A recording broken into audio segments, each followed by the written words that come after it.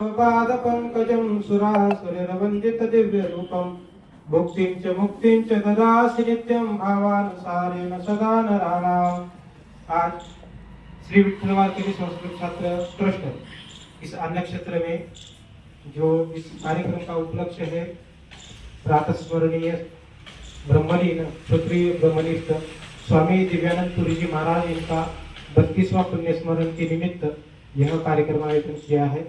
आज हमारे यहाँ पर आए महामंडलेश्वर स्वामी अभिषेक चैतन्य जी केरल आश्रम के और उनके साथ श्री श्री रविशंकर जी के आचार्य अभिषेक चैतन्य जी, ऐसे दोनों महापुरुष यहाँ पधारे हैं। और स्वामी जी का जो हमारे दादा गुरु जी थे, उनका ऐसा परिचय है, वह ब्रह्मचारी अवस्था में ही तीर्थ क्षेत्र ऋषिकेश में अध्ययन के लिए आए थे।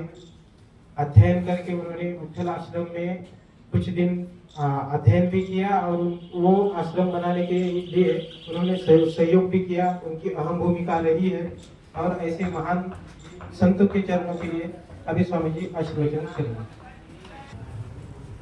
ओम यो ब्रह्माणं विदधाति पूर्वं यो वै वेदांश्च प्रहिणोति तस्मै अभदेवमात्मबुद्धिप्रकाशम् मुमुक्षुर्वै शरणमहं प्रपद्ये।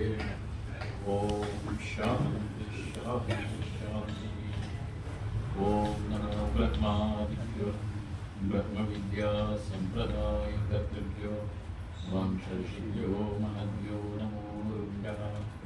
सर्वोपप्लवरहितः प्रज्ञानघनः प्रत्यगर्थो ब्रह्मैवाहमस्मि।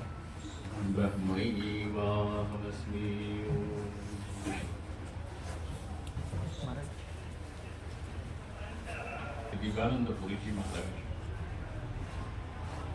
उनको पुण्यतिथि को उपलक्षित करते हुए यह आज का भंडारा और ये छोटी सी सभा आयोजित की गई। हमारी आवाज पीछे तक आ रही है? नहीं तो पता नहीं ना, परावाणी से बोलते रहेंगे। ये सभा आयोजित की गई है उनके पावन, वहां पे बातें मत करो। हाँ, गई है उनके इस पुण्यतिथि का प्रसाद तो हम पाएंगे ही पाएंगे। तो उनके पावन स्मृति को नमन करते हुए मंच पर उपस्थित सर्वमान्य श्री श्री रविशंकर जी के शिष्य, हमारे ही नामबंधु अभिषेक चैतन्य जी है, चैतन्य नहीं, आदि अभिषेक चैतन्य जी और कम है। आओ आओ आगे आओ, थोड़ा अच्छा लगता है, थोड़ा अपनापन निर्माण होता है, आत्मीयता। पीछे आने वाले लोग बाहर लोग आने नहीं, इसलिए नहीं आए। अब कोई बहाना नहीं चलेगा, प्रत्यार हो जाएगा। हाँ, इस सभा में उपस्थित आप सब मित्र वर्ग, सबको सप्रेम नारायण स्मृति। एक 5-1 मिनट का ही वक्तव्य है, ज्यादा लंबा चलाना भी नहीं है। वहां पे आयोजक लोग आपके हाँ बोल रहे हैं, मतलब चलाओ, जितना कम लोगों उतना अच्छा। देखिएगा, जब कोई भी मकान बनता है, या हम मराठी में बात करें, हिंदी में जब मकान बनता है तो मकान की दीवारें दिखती हैं, अट्टालिकाएं दिखती है, शिखर दिखता है, उसकी बुनियाद दिखती नहीं है, उसकी नींव, फाउंडेशन। परंतु यदि नींव बुनियाद मजबूत न हो तो वो मकान चाहे जितना सुंदर और ऊंचा क्यों न बने, ढांचा ही रह जाएगा, गिर जाएगा।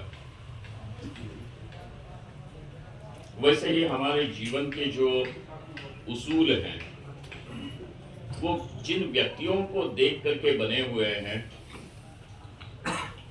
वे व्यक्ति हमारे जीवन की बुनियाद बनते हैं। वैसे ही यहाँ पे वारकरियों का ऋषिकेश में आना, ऋषिकेश में रहना, पढ़ना, विद्वान बनना, पुनः महाराष्ट्र में, परंतु उसके बुनियाद में दिव्यानंद पुरी जी महाराज हैं। इसलिए सब प्रकार से आप लोग यहाँ पे जैसे रह रहे हो, जिस प्रकार का सम्मान आपको हमको मिलता है, इसका कारण यह है कि वो बुनियाद मजबूत थी।